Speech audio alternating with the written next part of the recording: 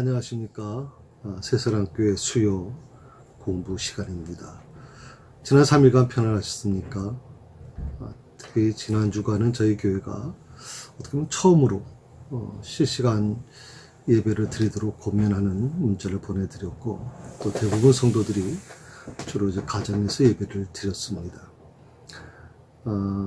물론 교회에 와서 예배 드리신 분들도 계십니다만은 많이 비어있는 그 자리들을 보면서 참 목사인 저도 힘들었지만 우리 모든 성도들이 다 같은 마음이었을 거라고 생각합니다. 오늘 우리가 이제 수요 공부를 하면서 특별히 13장, 요한복음 13장에 대한 말씀을 지금 나누고 있는데요. 지난주에 같은 경우는 21절에서 30절까지 말씀을 좀 나누다가 마쳤죠. 오늘은 31절에서 특별히 38절까지 말씀을 주로 이제 나누겠습니다. 성역 구절을 지금 여러분 성경을 다 찾아보시고요. 찾아놓으시고, 우리가 이제 공부할 때마다 한 절씩 서로 읽기 때문에 따로 읽지는 않겠습니다. 오늘 특별히 31절에서 공부하는 그 말씀, 그 전에 지난주에 우리가 공부했던 부분 중에 중요한 한두 가지만 같이 좀 나눴으면 좋겠습니다. 우리가 21절에서 30절에 그 가룟 유다가 이제 배신하는 과정에 대해서 우리가 지난주에 공부를 했죠. 그때 예수님께서 친히 제 아들의 발을 씻겨 주신 그 사건이 있었는데, 그 사건이 주는 의미가 두 가지가 있었습니다. 1절에서 20절까지의 말씀이었죠. 첫 번째는 이제 성도들은 예수 그리스도의 핏값을 지불하고 하나님의 소유된 백성들이기 때문에 더 이상 죄악으로 자신을 더럽히면 안 된다 하는 것이고요. 두 번째로 성도들이 서로 사랑과 섬기는 삶을 살아야 하는 이유가 바로 주님이 먼저 사랑과 섬김의 모습을 보여주셨다는 겁니다. 사랑과 섬김은 구호에 그쳐서는 안 되는 것이죠. 그것은 실천해야 되는 것입니다. 지난주에 바로 이 두 가지 부분에 대해서 우리가 같이 이제 예수님의 이제 세족에 대해서, 세족식에 대해서 같이 의견을 좀 나눠봤습니다. 특별히 예수님께서 우리가 지금 앞달락에서 그 제자들 중에 한 사람이 자신을 배신할 것이라고 그렇게 암시하고 계셨거든요. 한번 10절 보시겠어요? 10절의 말씀에 예수께서 이르시되 이미 모욕한 자는 발밖에 씻을 필요가 없느니라. 온 몸이 깨끗하니라. 너희가 깨끗하나 다는 아니라. 그렇게 말씀하셨어요. 또 11절의 말씀도 마찬가지죠. 다는 깨끗하지 않다. 또 18절의 말씀에 보게 되면 나는 내가 택한 자들이 누군지 안다. 그러나 내 떡을 먹는 자가 내게 발꿈치를 들었다 한 성경을 응하게 하려는 것이다. 그렇게 말씀하고 계셔서 10절, 11절, 18절에서 결국 자신을 배신할 사람이 누군지, 제자가 누군지를 이미 주님은 암시하고 계시죠.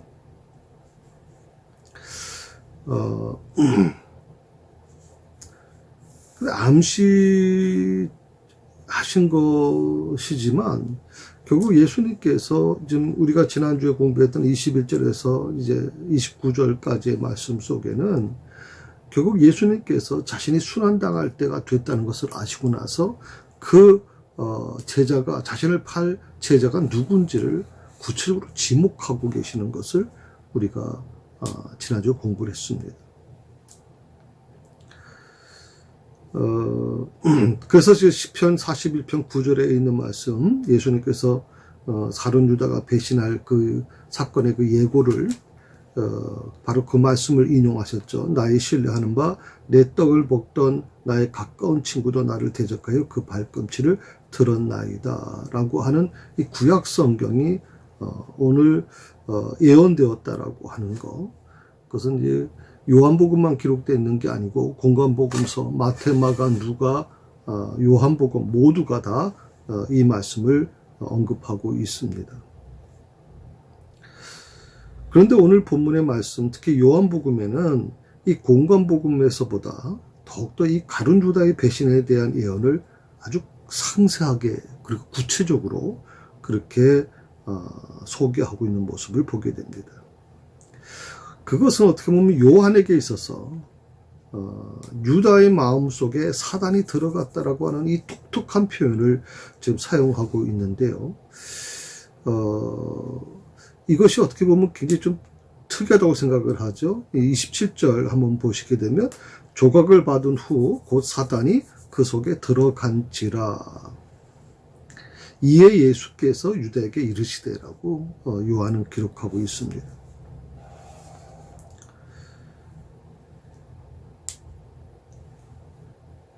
오늘 요한이 바로 유다의 마음속에 사단이 들어갔다라고 하는 이 표현을 쓰는 과정에서 하나님 나라를 대적하는 이 근본 배경을 아주 잘 표현해 주고 있다고 생각을 하고 있습니다. 자, 그럼 한번 생각해 볼까요? 예수님께서 이 가룟 유다의 배신을 미리 예고하신 이유가 대체 뭘까요? 한 두 가지가 아마 있을 거라고 저는 생각을 합니다. 첫째는 제자들의 믿음이 흔들리지 않도록 하기 위해서일 겁니다. 같은 3년 동안을 같이 동고동락했던 제자 중에 한 사람이 예수님을 배신했을 때 굉장히 혼란스러울 수밖에 없죠. 그래서 두려움이 있을 수밖에 없고 여러 가지 아마 참 힘든 부분이 있을 겁니다.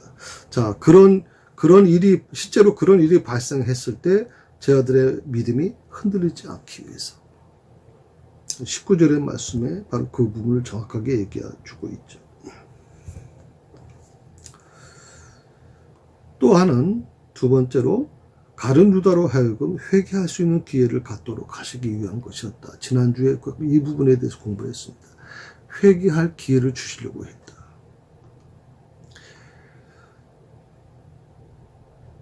어떻게 보면 예수님께서 유다가 바로 그다. 그가 바로 나를 배신할 자다라고 그렇게 말씀하셨으면 제자들이 아주 굉장히 빨리 이걸 캐치했을 텐데 사실은 예수님은 이것을 굉장히 우회적으로 말씀하셨단 말이죠. 그 이유가 뭐냐고 뭔가에 대해서 지난주에 공부하면서 유다에게 다시 한번 기회를 주기 위한 것이다 라고 말씀을 드렸습니다. 그렇습니다.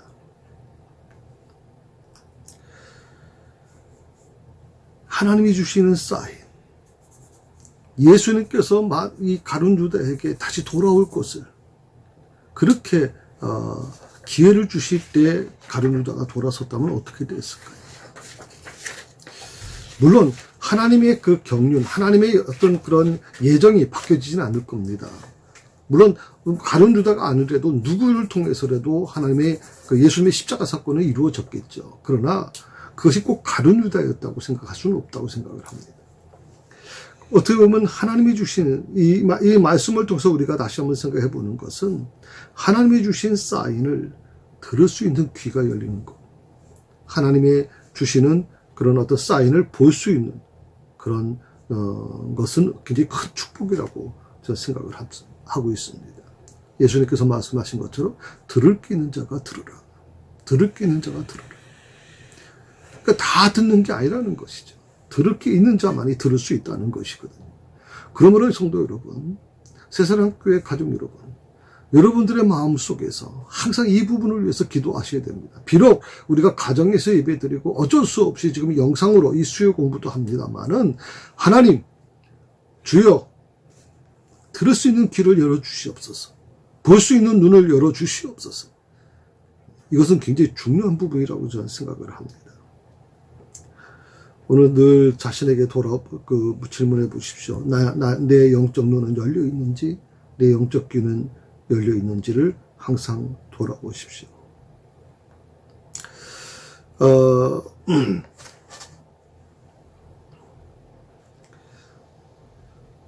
특별히 오늘 본문에서 우리는 놀라운 사실을 발견하게 되는데요. 그것은 3년 동안이나 예수님과 함께했던 제자가 오히려 스승이신 예수님을 팔려고 하는 자가 되었다는 것이거든요. 예수님과 생사고락을 함께했던 이 가룟 유다가 결국에는 예수님을 배반하기 때문에, 그리고 구약 예언을 성취시키는 장본인이 되고 말죠. 자, 이와 같은 사실이 오늘 우리에게 주는 의미가 있겠지만 그 속에서 우리는 여러 가지 의문을 품게 됩니다. 두 가지 의문을 아마 던질 수 있을 겁니다. 그러면 예수님께서는 가룟 유다를 진정 제자로 택하신 것이 아니라 자신의 순환을 위한 도구로만 데리고 있었던 것인가? 그렇죠? 3년 동안 예수님이 가룟 유다를 데리고 있었잖아요. 또 그에게 돈꾀를 맡기지 않았습니까? 그렇다면 이 모든 것들이 정말 제자로 그를 부르시고 제자로 대하신 것이 아니라 그냥 단순히 십자가 사건을 위한 하나님의 그 계획과 하나님의 경륜을 이루기 위한 어떤 그런 도구로만 쓰기 위해서 그를 데리고 있었던 것인가 의문을 품을 수 있어요. 두 번째, 가룟 유다가 예수님을 배신하기는 했지만 하나님의 뜻을 행했죠. 그렇기 때문에 피로 악의 존재로 구원은 받은 것이 아닌가, 구원은 받지 않았는가 하는 의문을 우리가 던질 수 있습니다. 본인이 원하는 게 아니냐, 본인이 원해서 한 게 아니지 않느냐, 하나님께서 그렇게 몰고 가지 않으셨느냐, 그러니 본인의 의지와 상관없이 이루어진 거니까 구원은 받지 않았겠느냐라고 하는 의문을 품을 수 있겠죠. 자, 이런 궁금증에 대해서 성경에 나타난 가룟 유다의 인물됨을 좀 살펴볼 필요가 있다고 생각을 합니다. 예수님께서는 오늘 첫 번째로 다른 제자들과 마찬가지로 가룟 유다의 발을 씻겨 주셨다는 겁니다. 자신을 팔자라는 것을 알면서도 제자 가룟 유다의 발을 씻겨 주셨다. 5절 말씀에 나오죠. 두 번째로 죄를 깨달을 수 있도록 가룟 유다가 해야 될 일을 분명히 알려주셨다는 겁니다. 21절, 26절, 27절입니다. 자, 21절에서 예수께서 이 말씀을 하시고 심령이 괴로워 증언하여 이르시되 내가 진실로 진실로 너희에게 이르노니 너희 중 하나가 나를 팔자리라. 팔자라. 너희 중에 하나가 나를 팔리라. 어떻게 보면 예수님은 계속 이 가룟 유다가 끼우쳤으면 하는 마음이 있었을 것입니다. 그래서 3번씩이나 경고를 주고 있는 것이죠. 또 26절에서 한 조각을 찍어서 적셔서 가룟의 시몬 아들 유다에게 주셨다. 27절의 말씀에 유다에게 이렇게 말씀하시죠. 내가 하는 일을 속히 하라. 자, 세 번째입니다. 자, 예수님은 3년 동안 이 가룟 유다와 동고동락하는 인내를 보이시게 되죠. 저는 얼마나 힘드셨을까 생각해 봤어요. 주님이 얼마나 힘드셨을까. 다른 사람도 아닌 3년 동안 동고동락했던 제자가 자기를 팔 거라는 것을 알면서 어떻게 3년 동안을 그 가룟 유다를 볼 수 있었을까요? 예수님의 인내를 여기서 보게 됩니다. 그런데 그런 예수님과 달리 이 가룟 유다는 어떻게 합니까? 회개는커녕 그 마음에 사단이 들어가게 됩니다. 그리고 죄의 종노릇을 하게 되죠. 더욱이 그가 이 가룟 유다가 회개하지 않고 자살했다라고 하는 이 행위를 통해서 우리는 그가 죽으면서까지 하나님의 생명의 주인 되심을 반역하는 행위로 한 것을 보게 되는 것이죠. 우리가 아는 것처럼 사실 예수님의 제자 베드로는 3번씩이나 예수님을 저주하며 부인했습니다. 모든 제자들이 다 예수님 버리고 도망갔습니다. 물론 그 정도의 차이는 있겠지만 가룟 유다보다 이들이 덜하다 이렇게 얘기할 수 없을 정도로 그들 예수님의 제자들 모두가 다 사실은 문제가 있었던 것이죠. 그러나 우리가 잘 아는 것처럼 베드로가 죽음으로 삶을 포기합니까? 그렇지 않잖아요. 결국에는 예수님을 위해서 순교하잖아요. 똑같은 죽음입니다. 그런데 가룟 유다는 스스로 자살함으로써 하나님을 배신하고 하나님을 반역하는 행위를 했다면, 똑같은 죽음이지만 베드로는 스스로 순교함으로써 하나님의 영광을 드러내고 있는 것을 보게 됩니다. 사랑하는 성도 여러분, 인간은 누구나 죄를 짓게 됩니다. 이 죄 짓는 것에서 벗어날 수 있는 사람은 없습니다. 목사인 저도 마찬가지고 여러분도 마찬가지입니다. 아무리 성자라 그래도 이 죄에 대한 부분을 완전할 수가 없습니다. 다만 한 가지 중요한 것은 죄는 짓지만 죄에 굴복하지 않는다는 겁니다. 그리고 마지막 순간까지 죄와 싸워 이기는 자, 바로 그들이 하나님의 참 백성임을 우리가 인정할 수밖에 없는 것이죠. 오늘 다시 한번 말씀을, 우리가 공부하는 말씀을 한번 다시 한번 돌아와서 보십시다. 예수님께서 28절 29절에 보게 되면 이런 말씀이었죠. 이 말씀을 무슨 뜻으로 하셨는지 그 앉은 자 중에 아는 자가 없었다라고 말씀하고 있어요. 그래서 오늘 이 말씀을 좀 하고 이제 오늘 본문의 말씀을 좀 들어가려고 합니다. 분명 예수님께서는 이 세 번 정도의 이 가룟 유다가 배신할 제자라는 것을 암시해 주셨거든요. 아까 좀 제가 이 말씀을 드렸죠. 특별히 오늘 그 말씀 속에서 주님이 떡을 한 조각 찍어서 주는 행위, 어떻게 보면 구체적으로 분명하게 가룟 유다가 배신자라는 것을 암시해 주셨을 겁니다. 더욱이 주님은 유다에게 내가 하는 일을 속히 하라고 말씀하고 계셨거든요. 그런데 제자들 중에 그 누구도 이 말을 전혀 이해하지 못했다. 이 말의 의미를 전혀 이해하지 못했다라고 하는 것입니다. 왜일까요? 분명히 유다라고 말씀하시면 될 일인데 왜 어떻게 보면 막연하게 말씀하셨을까요? 이 막연한 질문, 또 막연한 대답, 어떻게 보면 이것이 또 주님이 하나님의 뜻을 이루어가는 또 다른 방법이었다고 저는 생각을 합니다. 우리는 확실한 걸 좋아합니다. 확실한 걸 원하죠. 특히 우리가 사는 이 시대는 확실하지 않으면 우리는 믿으려고 하지 않고, 확실하지 않으면 받아들이려고 하지는 않습니다. 그러나 가장 중요한 것은 확실한 것이 다 옳은 것만은 아니라는 것이죠. 오늘 예수님께서 하신 이 말씀을 우리가 이 확실한 것을 좋아하는 사람들은 잘 이해하지 못할 수 있어요. 그러나 어떻게 보면 막연한 질문이, 또 막연한 대답이 어떻게 보면 제자들에게 있어서 굉장히 조금 혼란스러울 수도 있었고, 또 여러 가지 궁금증을 줄 수도 있었겠지만, 그러나 한 가지 분명한 것은 만약에 제자들이 유다라는 사실을 확실하게 알았다고 하면 이 십자가의 사건은 어떻게 전개됐을까 하는 의문을 우리가 갖게 됩니다. 그래서 예수님께서 막연하게라고 하는 이 말씀을 우리가 좀 신중하게 받아들일 필요가 있다고 생각을 합니다.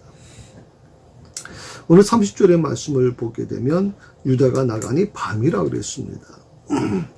왜 밤이었을까요? 오늘 유다가 만찬 장소를 떠난 시간에 대한 기록이 공관복음에는 나와 있지는 않습니다.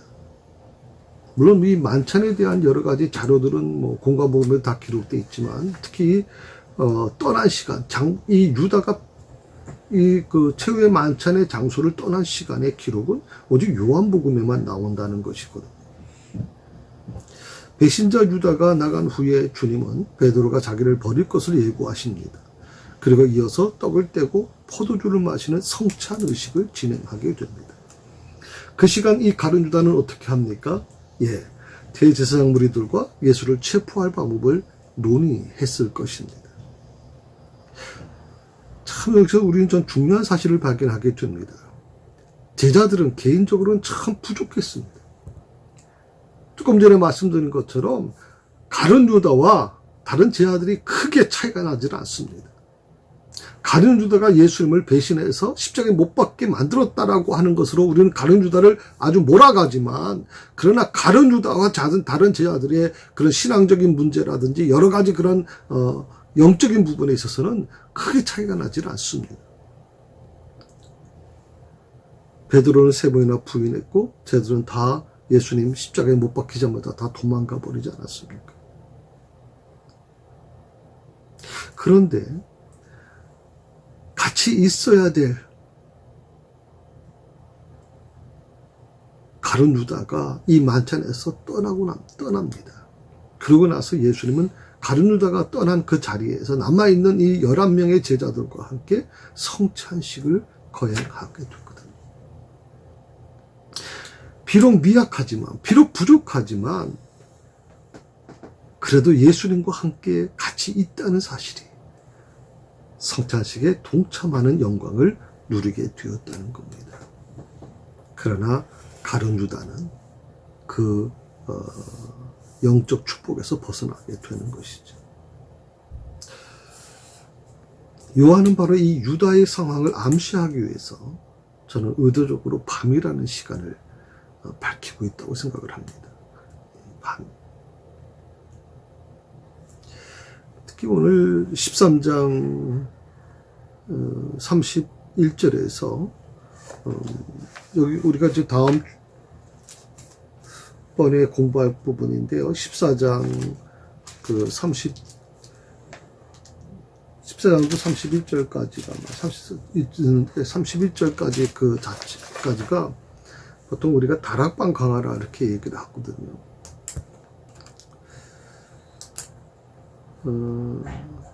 그런데 이것은 공관복음서에 기록되어 있는 감난산에서 예수님이 말씀하신 그하고 좀 달라요. 감난산에서 하신 말씀은 일반 회중들, 일반 성도들, 일반 회중들에게 하신 말씀이라면, 그러니까 어떻게 보면 조금 그런 부분에서 조금 차이가 있다고 생각을 합니다. 오늘 이 다락방의 말씀은, 이 마가 다락방에서 하신 말씀은 일반 회중에게 하신 말씀이 아니죠. 이것은 제자들에게 하신 말씀이거든요. 그래서 예수님의 고별 설교라 그렇게 소개되고 있습니다. 자, 9번에 보면 교재, 유다가 나간 후 예수님은 무엇라 말씀하셨습니까? 그렇게 그 뜻은 무엇입니까? 31절 33절까지 얘기합니다. 같이 읽어봅시다. 그가 나간 후에 예수께서 이르시되 지금 인자가 영광을 받았고 하나님도 인자로 말미암아 영광을 받으셨도다. 만일 하나님이 그로 말미암아 영광을 받으셨으면 하나님도 자기로 말미암아 그에게 영광을 주시리니 곧 주시리라. 작은 자들아, 내가 아직 잠시 너희와 함께 있겠노라. 너희가 나를 찾을 것이나 일찍이 내가 유대인들에게 너희는 내가 가는 곳에 올 수 없다고 말한 것과 같이 지금 너희에게도 이르노라. 자, 31절의 말씀에 그가 나간 후에 라고 하는 말씀이 나와요. 가룟 유다가 나간 후에 제자들에게 주님은 더 깊은 진리의 말씀을 선포하십니다.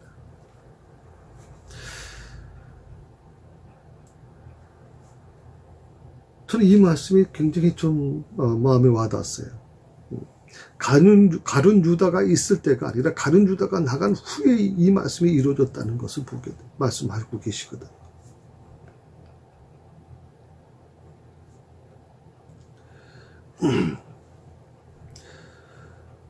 그래서 항상 우리는 말씀이 들려온다는 것, 오늘 그 말씀이 내게 감동을 주고 내 삶을 움직여준다고 하면 그것은 감사한 거라고 저는 생각해요.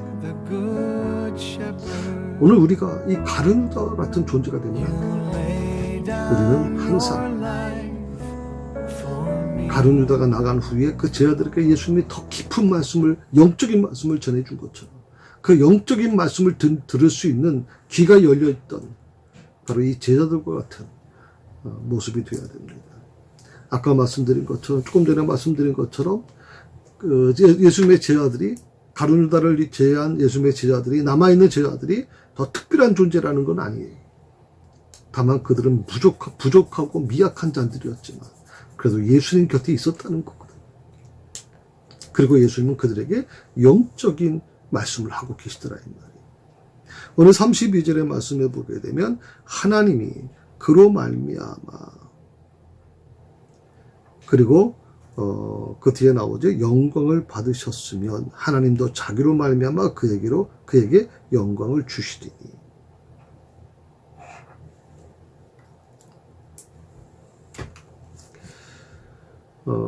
그로 말미암아라고 하는 그런 어떤 문장과 자기로 말미암아라고 하는 말씀 내용이죠. 그로 말미암아, 자기로 말미암아. 그로 말미암아라고 하는 이 그 내용은 예수님으로 인해서, 성자 예수님으로 인해서 성부 하나님이 영광을 받게 된다는 것이고요. 그리고 그로 말미암아라고 하는 이 말씀은 결국 주님께서 십자가를 지심으로 성취됐죠. 그 이후에 자기로 말미암아라고 하는 말이 나오죠. 이것은 하나님께서 주님을 죽은 자 가운데서 다시 살리시며 승천케 하시고 자기 우편에 앉게 하심으로 온전히 이루신 것을 우리가 보게 됩니다.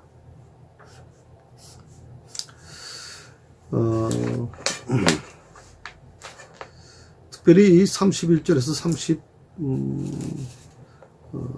33절까지의 말씀은 그 21절에서 30절까지 말씀에서 가룟 유다가 주님을 팔기 위해 자리를 떠난 후에 주님이 남아있는 제자들에게 자신의 죽음을 예고하시는 장면이거든요.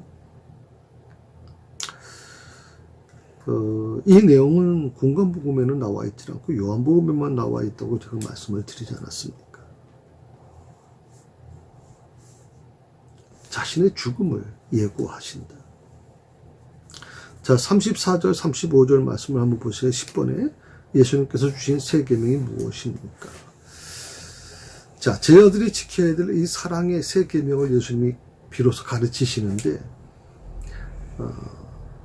같이 있던 이 제자 가룟 유다가 떠나고 나서 남아있는 제자들에게 말씀하고 계시는 거예요.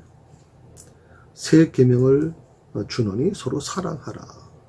이 세 계명은 예수님의 그 말씀, 우리 14장에서 16장까지 이제 이 설교가 계속 진행되는데요.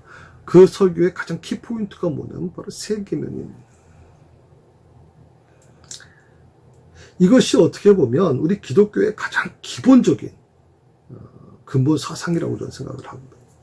요한은 이 주님의 이러한 가르침에 깊은 감명을 받았던 것 같아요. 왜냐하면 후에 쓰여진 이 요한복음 말고 이제 서신들이 있습니다. 요한 1서, 2서, 3서 서신들이 있는데 거기에서 주님이 주신 이 사랑의 계명에 대해서 아주 상세하게 설명하고 있습니다. 예수님께서 주신 이 세 계명은 이웃사랑의 기준을 넘어섭니다. 주님 자신의 희생적인 사랑에 기초하고 있어요. 내가 너희를 사랑한 것 같이 너희도 서로 사랑하라. 예수님의 사랑은 단순히 말로 한 사랑이 아닙니다. 십자가에서 자기 생명을 내던지시면서 주시면서 하신 사랑이기 때문에 그 사랑을 너희도 해야 된다라고 말씀하고 계시는 거죠.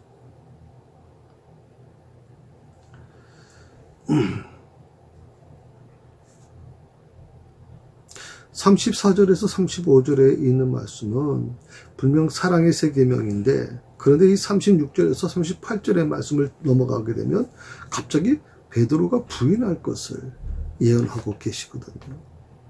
놀라운 것은 뭐냐면 이 베드로가 부인할 것을 예언하시는 이 내용이 공관복음서 전체에 기록되어 있다는 말이에요.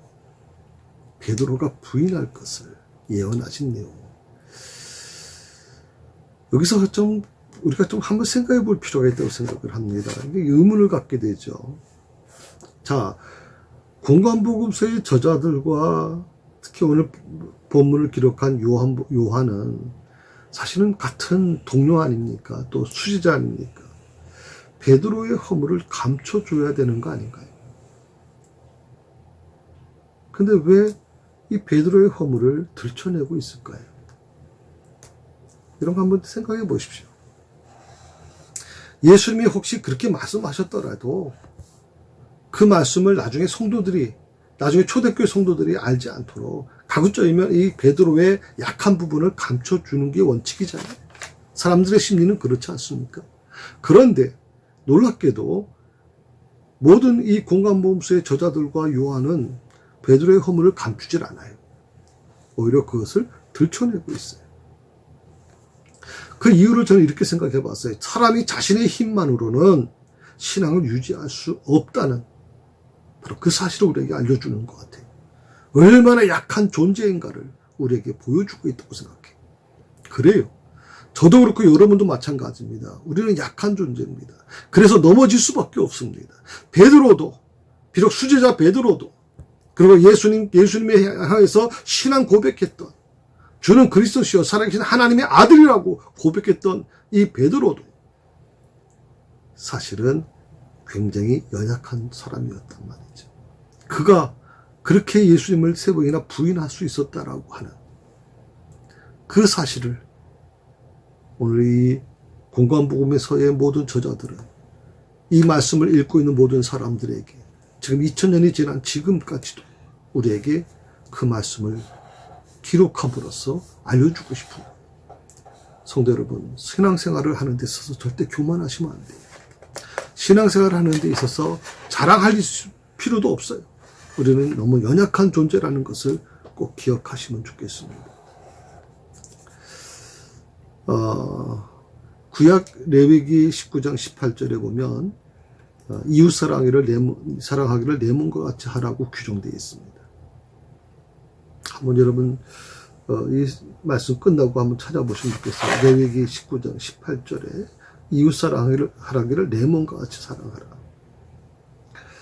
사실 이 말씀도 굉장히 귀한 말씀이죠. 그런데 오늘 주님이 주신 3계명은 이 사랑의 정도를 어디까지 끌고 나갑니까? 그리스도께서 우리를 사랑한 것 같이, 모모와 같이, 주님이 나를 사랑한 것 같이, 주님이 십자가를 지심으로 인해서 자기 생명을 내던지시면서까지 우리를 구원해내신 것 같이 서로 사랑하라고 하는 겁니다. 요즘 코로나19 사태로 인해서 참 말들이 많습니다. 또 예배를 중지시키는 과정에서 또 공권력과 또 갈등이 일어나는 부분도 있습니다. 다만 우리가 이 부분을 통해서 제가 어저께 좀 귀한 소식을 들었어요. 어느 한 교회가 그 마스크를 요새 마스크 구하기가 힘들잖아요.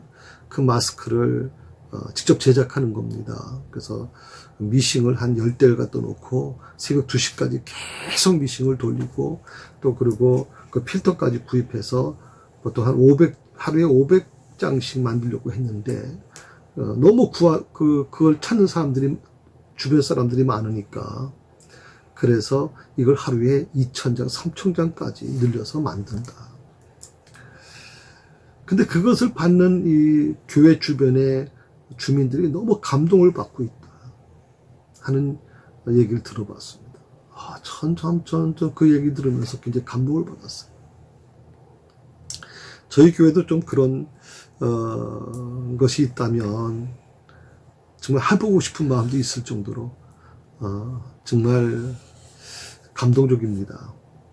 혹시 여러분 중에 또 저는 우리 교회 밖에 있는 분들까지 우리가 할 수 있는 여력이 안 되지만 교인들 중에서 혹시 이 마스크를 구하지 못하는 것 때문에 힘들어하는 분이 계시면 또 그것 때문에 외출하기 어려운 분이 계시면 말씀해 주시면 교회가 보관하는 것 중에 일부라도 좀 보내드리려고 지금 하고 있습니다. 제가 우리 전사님을 통해서 좀 파악하라고 지금 말씀을 전했습니다. 여러분 부족하시면 좀 말씀해 주시면 저희가 좀 돕도록 하겠습니다. 자, 사랑의 범위에 있어서 구약은 이웃에 한정하고 있죠. 그런데 이웃이 누굽니까? 바로 이스라엘 동족들입니다. 이스라엘 같은 사람들이죠. 유대인들입니다. 그런데 이 3계명, 예수님이 주신 이 3계명, 제자들에게 주신 서로 사랑하라고 하는 이 세 계명은 그 범위가 어디까지 갑니까? 예, 인류에게로 확대되고 있습니다. 그리고 35절에 이렇게 말씀하시죠. 너희가 서로 사랑하면 제자인 줄 알리라. 너희가 서로 사랑하면 그리스도의 구속의 사역을 전파할 책무를 지닌 제자가 1차적으로 해야 될 일이 있습니다. 그것은 주님께서 본을 보이셨던 그 사랑을 실천하는 일입니다. 어쩌면 예수님께서 우리에게 말씀하신 그 예화 중에서 선한 사마리아 사람의 예화를 우리에게 들지 않습니까? 강도 만난 사람이 있습니다. 그런데 거기에 제사장이 지나가지만 돕지 않습니다. 레위인이 서기관이 지나가지만 그도 돕지 않습니다. 근데 선한 사마리아 사람이 지나가면서 그 사람을 도와주죠. 예수님 질문하지 않습니까? 누가 이 강도 만난 자의 이웃인가라고 묻고 있지 않습니까? 오늘 너희가 사랑하면이라고 하는 말씀을 지적하면 만약 너희가 사랑을 가지면이라고 하는 뜻이거든요. 이 가지면이라고 하는 것은 이례적인 사랑을 말하는 게 아니라 계속적인 사랑을 의미하고 있는 것입니다. 성도 여러분, 오늘 여기서 제가 말씀을 좀 마무리하려고 합니다. 항상 겸손한 마음으로 이 신앙생활을 하십시다. 우리가 비록 교회 공예배에는 참여하지 못할 수 있지만 또 수예배도 지금 멈춰져 있지만 항상 그 마음속에 있는 믿음을 꼭 실천해 나가십시오. 그 믿음을 지켜나가시길 바랍니다. 그리고 우리가 다시 만나게 될 때 정말 예배가 얼마나 소중한 것이냐, 이 예배를 드릴 수 없다는 사실이 우리 현실 속에 왔을 때 우리가 이 신앙을 어떻게 지켜낼 것인가 하는 초대교회 성도들과 같은 심령으로 우리가 다시 한번 이 고난의 기간을 잘 이겨낼 수 있기를 바랍니다. 수고하셨습니다. 기도하십시다. 하나님 아버지 감사합니다. 오늘 특별히 요한복음 13장 우리가 이제 말씀을 마무리하면서 우리가 어떻게 살아야 되는지, 코로나19 사태로 인해서 주일 예배가 가정에서 예배 드릴 수밖에 없고 또 수요 공부도 또 영상으로 예배 드릴 수밖에 없고 새벽 기도가 멈추고 금요 기도가 멈추고 또 TAC 예배가 멈추고 온통 지금 어려움이 우리 앞에 있습니다. 그러나 하나님, 저희는 기억합니다. 들을 게 있는 자는 듣게 될 것입니다. 그 믿음은 하나님께서 지켜주실 거라고 저는 믿습니다. 어떤 환난 속에서도 그 믿음을 지켜내는 저희의 모습이 되게 하여 주시옵소서. 감사하며 예수님의 이름으로 기도드립니다. 아멘.